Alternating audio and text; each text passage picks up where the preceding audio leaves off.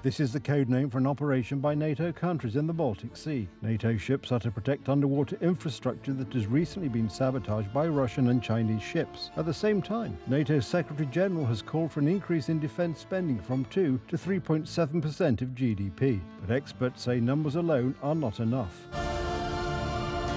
Above all, this is a show of force. The alliance's main objective in the Baltic Sea is to deter anyone from trying to threaten the infrastructure of NATO countries.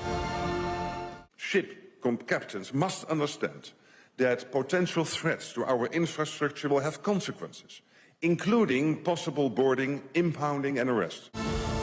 This is the response of countries around the Baltic Sea to sabotage by Russian and Chinese ships. There is now no doubt that the whole series of damaged cables on the seabed was no accident. Finnish investigators are convinced that, if the Russian ship had not been detained in December, there would have been a disaster in the Baltic Sea.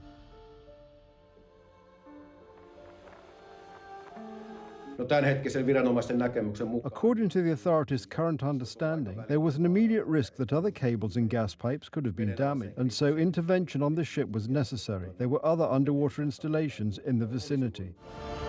However, experts say it will be extremely difficult to protect the sea. It is physically impossible to protect thousands of kilometers of underwater cables and gas pipelines along their entire length.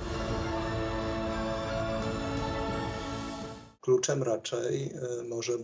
key may be to intercept or in some way escort ships heading for the Russian Federation. But my fear is that the Russians will respond in the only predictable way, which is to launch provocations the moment our ships appear.